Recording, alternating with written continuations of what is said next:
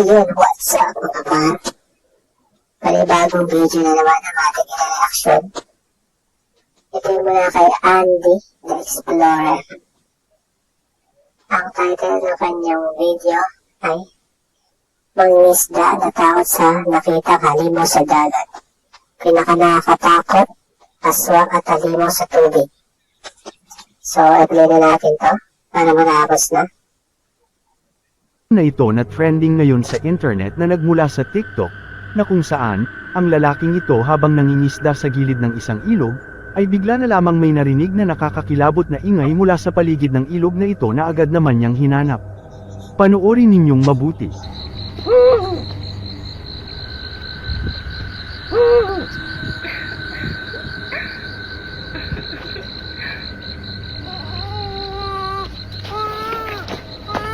Ang dami na mga tunog.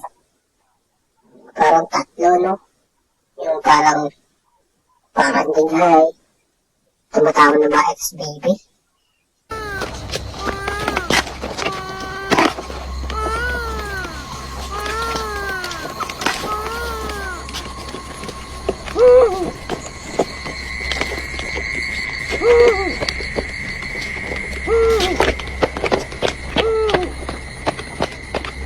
Makikita Nasa pala yung umahangos na yun.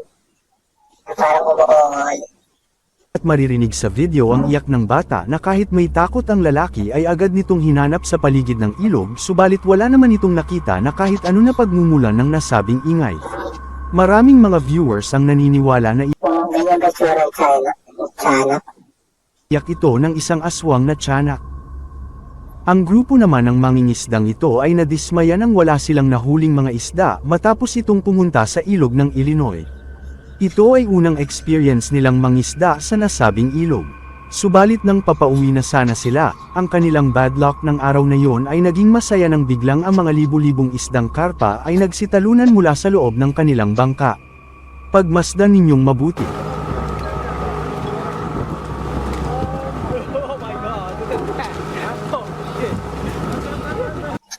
Hindi mo na kailangan mag-haris ng lambat eh. Umupo ka lang, hintayin mo na pumunta din sa bangka mo eh.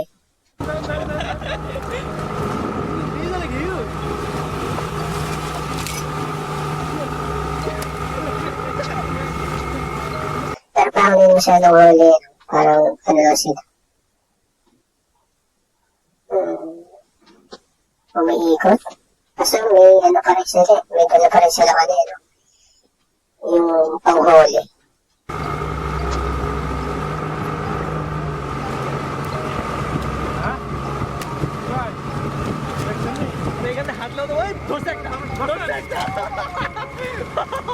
Uy, parang mali.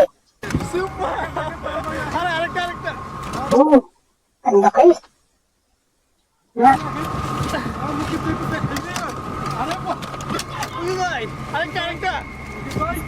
Haragta! Ako duragan! Kasda. Bukit ba? Darang! Oh my god! Ay, usuk! Usek ka! Ya, usek! Oh! huminto kaya kayo para makarami kayo. Bukit ba? Haragta! Usek! Haber çararım bari yapayım. Durdan. Oh shit.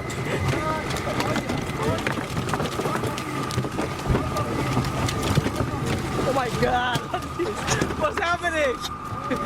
Ang daming biyaya. Holy crap.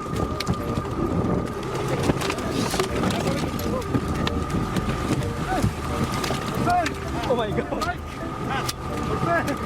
Oh shit! Oh, you know huge. Oh my god!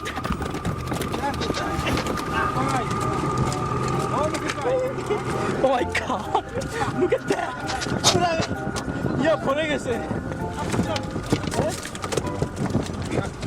Oh my god! Oh shit!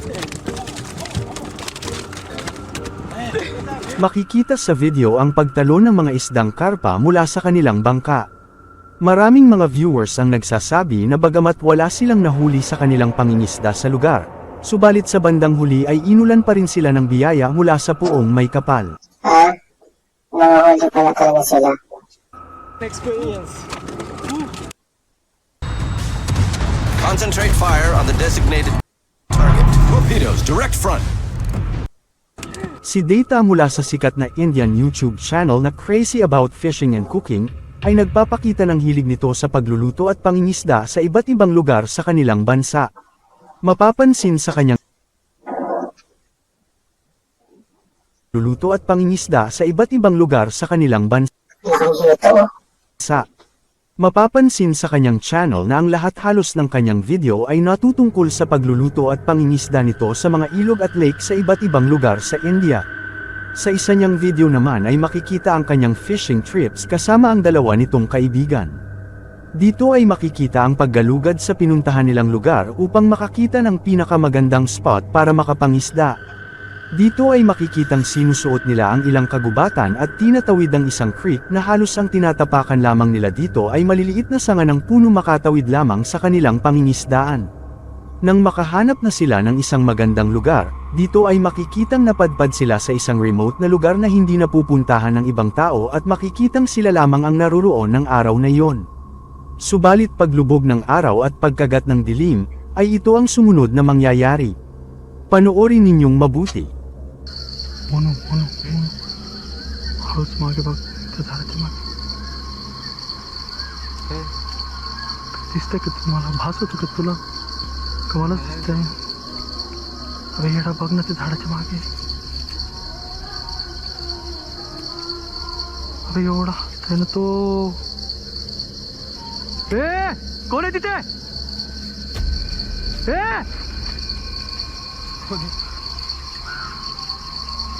May tumakbo.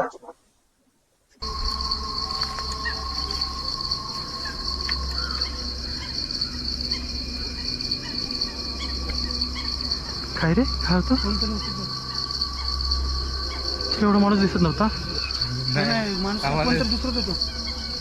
काय होतं Makikita sa video ang misteryoso na isang figure mula sa madilim na kakahuyan na malapit lamang sa kinatatayuan nila. Sinubukan nilang tawagin ang nasabing estranghero subalit hindi sila pinansin nito. Subalit ang mas nakakatakot pa dito ay bigla na lamang itong naglaho na parang bula nang mapunta ito sa isang puno.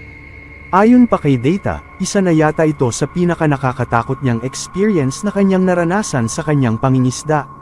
Magpahanggang sa ngayon ay hindi nila alam kung sino o ano ang kanilang nakita sa kakahuyang iyon.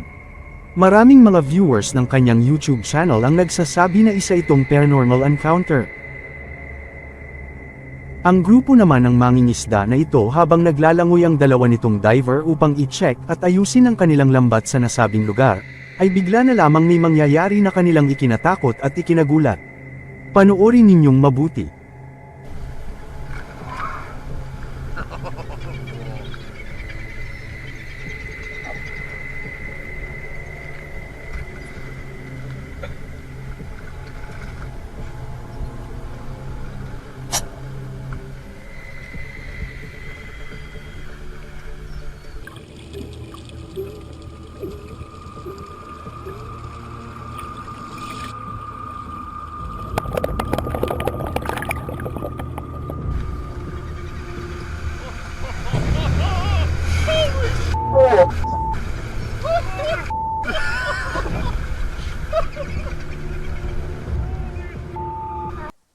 Muntik na yung isa.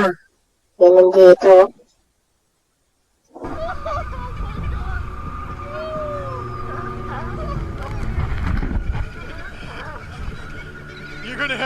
Makikita sa video ang nakakatakot na biglang pagsunggab ng isang dambuhalang humpback whale sa school of fish na napakalapit lamang sa dalawang diver sa nasabing lugar. Dito ay makikita at maririnig ang kanilang pagkagulat at takot dahil muntik na silang malunok ng nasabing nilalang na ito sa dagat. Ang video namang ito ay nagmula sa YouTube channel na TC Bollinger, na nagsagawa ng investigasyon sa isa sa pinakakinatatakutang haunted places na matatagpuan sa Amerika na tinatawag nilang Triangular Field sa Gettysburg, Pennsylvania.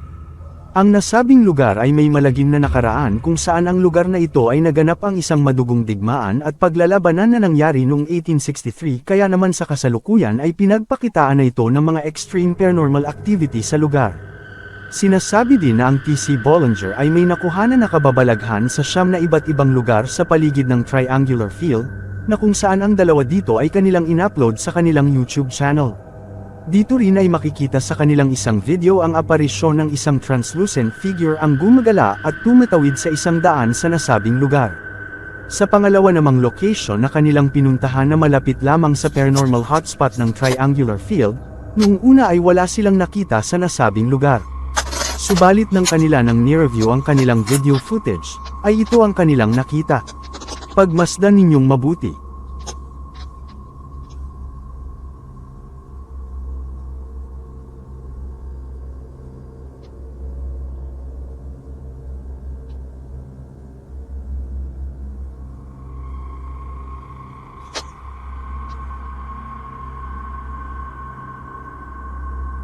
Noong una ay makikita ang mga strange white lights na nagpa-flash malapit sa mga puno.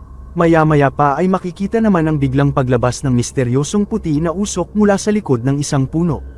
Makalipas lamang ang ilang sandali ay makikita ang paggalaw nito at nang ito ay lumabas mula sa likod ng puno, dito ay makikita na tila ba isa itong tao na naglalakad.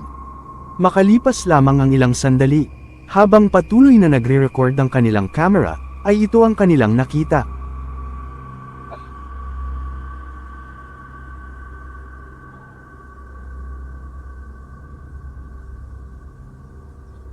Uy, ang dami. May tatlo. Ay, ang dami na. Makikita sa stationary remote camera ang mas marami pang white human-like figure na makikita ang unti-unting paglabas ng mga ito at paglalakad sa harap ng kagubatan. Makalipas lamang ang ilang sandali ng kanilang paglalakad, dito ay naglaho ang mga ito na parang bula na lamang. Matapos itong mag-viral ay agad itong inulan ng sari-saring komento. May mga nagsasabi na isa ito sa pinaka-best footage ng paranormal activity na kanilang napanood. Subalit may ilan din ang nagsasabi na isa lamang itong bunga ng CGI. Kayo, ano naman ang masasabi nyo sa nakuha ng video na ito ng TC Bollinger? Ilagay lamang ang inyong opinyon sa comment section sa ibaba. Ang YouTube user na RexiBoy34, ay papasukin naman ng isang kinatatakutan na kagubatan kasama ang kanyang mga kaibigan. Habang namamasyal at nagkukuhanan sila ng picture at video sa nasabing lugar, lingid sa kanilang kaalaman ay may mangyayari palang kababalaghan sa gubat na ito ang nag-aantay sa kanila. Pagmasdan ninyong mabuti.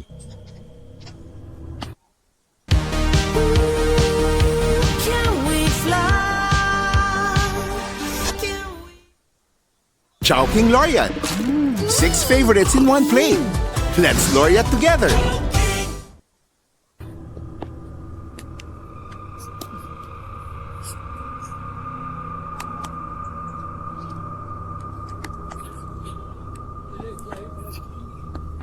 What the hell is that?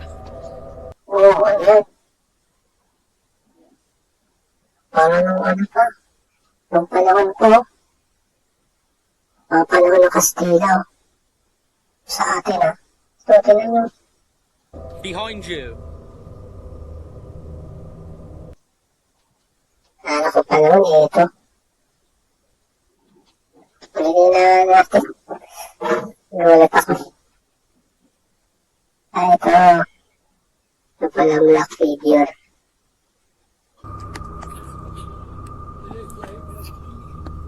What the hell is that? Behind you. I'm being serious. Yung black figure pala. There was something there. There was. I'm not. There was something there.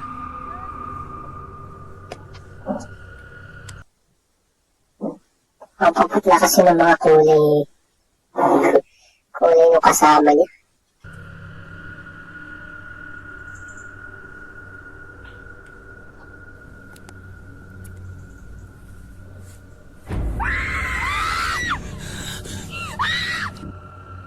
Makikita sa video ang paglabas ng isang itim na nilalang mula sa likod ng malaking puno na animoy papalapit sa kanila. Dahil sa kanilang takot ay napasigaw na lamang ang mga ito at tumakbo ng matulin. Matapos itong mag-viral ay agad itong inulan ng sari-saring komento at espekulasyon. May nagsasabi na baka isa lamang itong prank, may mga viewers din ang nakapansin ang pagbabagong anyo ng isang babae niyang kaibigan.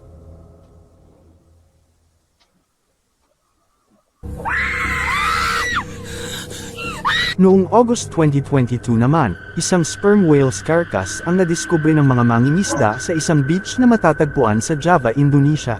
A sperm whale has died after becoming stranded on the eastern shore of Indonesia's Java Island. Ang misteryosong nilalang ay napadpad sa nasabing lugar ng Kawawa naman. oras ng gabi, kaya naman ang mga beachgoers ay nagulat at nataranta nang makita ang kawawang nilalang na ito. Subalit sa kalaunan ay namatay din ito. Dito naman ay agad isinara ng mga awtoridad ang nasabing lugar at nagsagawa ng agarang investigasyon. Dito ay sinasabi na napadpad ang nasabing nilalang matapos itong kalabanin ng kanyang predator na hinihinalang mga orca. Subalit ayon sa isinagawang investigasyon ng mga awtoridad, dito ay wala naman nakita na orca sa lugar ng mga sandaling iyon. Subalit ayon pa sa kanila kung meron man ay hindi nito hahayaang mangyari na makalayo sa kanila ang kanilang mabibiktima. Magpahanggang sa ngayon ay misteryoso pa rin ang naging sanhi ng kamatayan ng nasabing nilalang na ito sa dagat. Ang YouTubers na sina Lainey at Ben na sinasabing matagal nang nakakaranas ng kababalaghan na dulot ng poltergeist sa kanilang haunted house. Upang magkaroon ng ugnayan sa nasabing nilalang, dito ay nagsagawa si Ben ng mirror challenge sa pamamagitan ng paggamit ng K2 meter. Sa kanyang pagsisimula pa lamang, dito ay nakarinig siya ng tila ba isang ungol.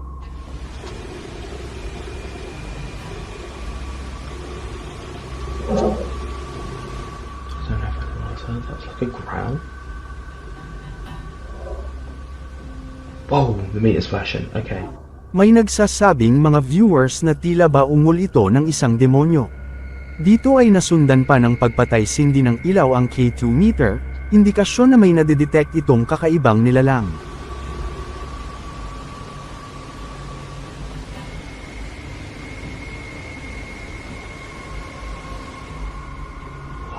Okay. Big flash there, huge flash. Dito naman ay inalam ni Ben kung anong klase na espiritu ang naruroon ng mga sandaling iyon, at agad naman itong nakakuha ng Is kasagutan. there any positive spirits here? Whoa, straight away. Dito rin ay sinabihan niya ang espiritu na magparamdam, at agad namang ginawa ito ng nilalang. Make it go all the way up to red. Not just onto yellow, not just onto orange. Can you go all the way up to red? Wow. Magpahanggang sa ngayon ay patuloy pa rin ang kababalaghang nararanasan nila Ben sa kanilang bahay na pinaniniwalaan nilang isang haunted house. Ang video namang ito na nag-viral sa TikTok ay nagmula sa isang security camera sa bansang UK. Pagmasdan ninyong mabuti kung ano ang makukuhanan ng camera.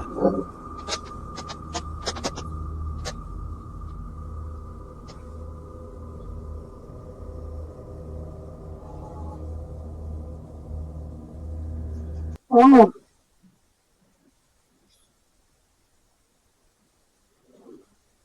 Ano yun? Nilotar. Pusa. Tapos paglagmas dito eh. Tao. Nangyari dun. Makikita sa kuha ng CCTV camera ang paglalakad ng isang pusa, subalit nang magkubli ito sa isang puno, ay bigla na lamang may lumabas na isang tao mula naman sa kabilang side ng puno.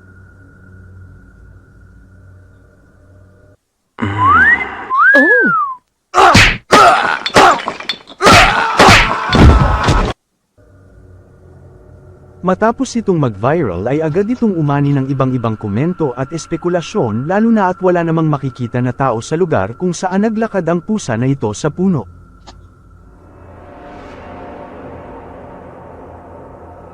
Isang transformation nga ba ito ng isang skinwalker mula sa pusa na naging tao?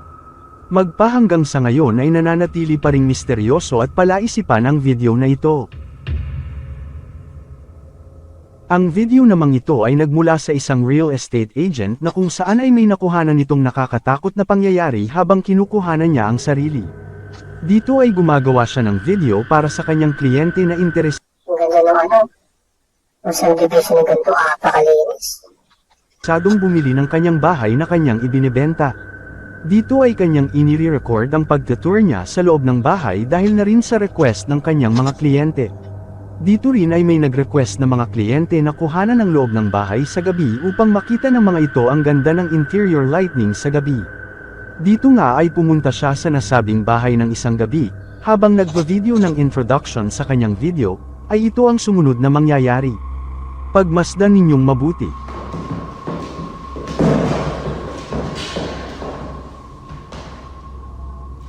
Wow, it's 10 p.m. and my day was fully booked with showings of this beautiful vintage 1962.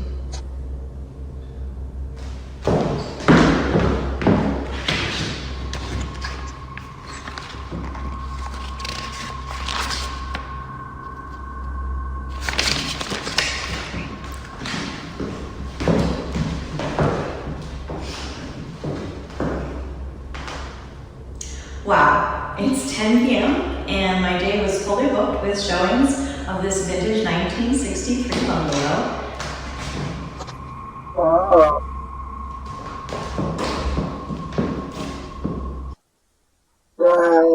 Hihina yung sales niya ngayon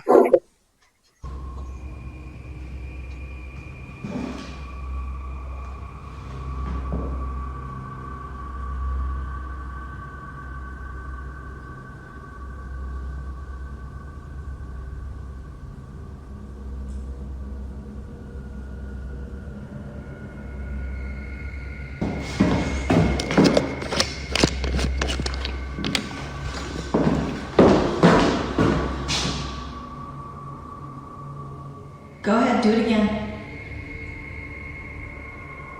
You're on camera.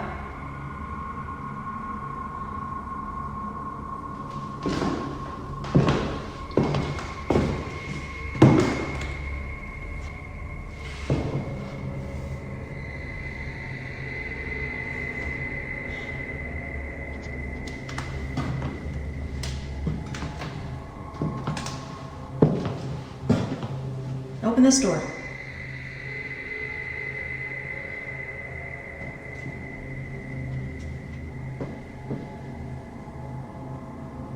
Go ahead, open this door. Open this door like you do the other one.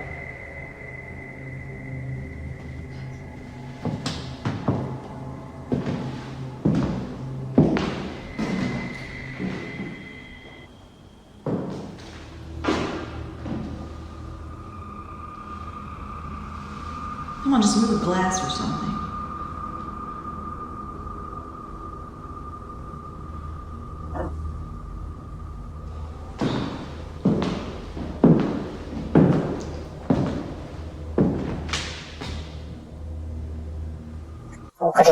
Creepy nung ano, nung kwarto na yun. Go ahead, do it again. I'm not scared.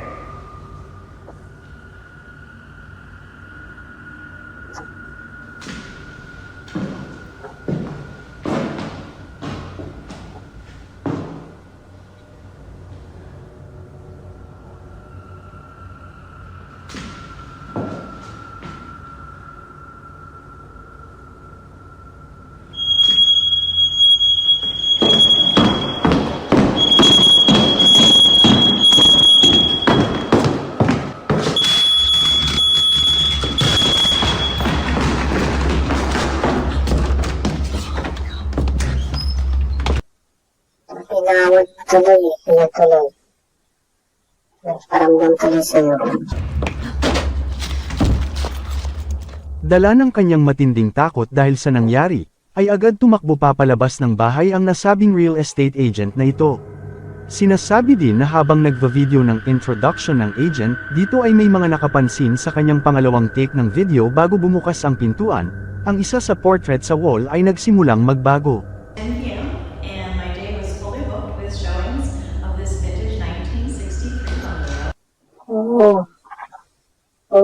ito.